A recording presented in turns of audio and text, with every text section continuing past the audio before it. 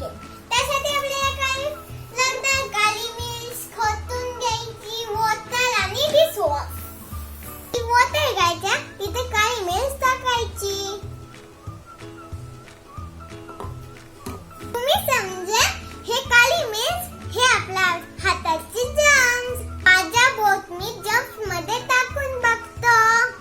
माझ्या बोटला जर्म्स लागतात का बघूया.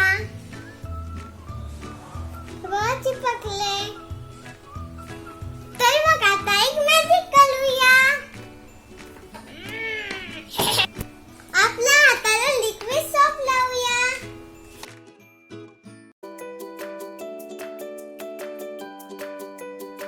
आता मी लिक्विड सोप लावलाय. आता मी सोप मध्ये ठेवतो.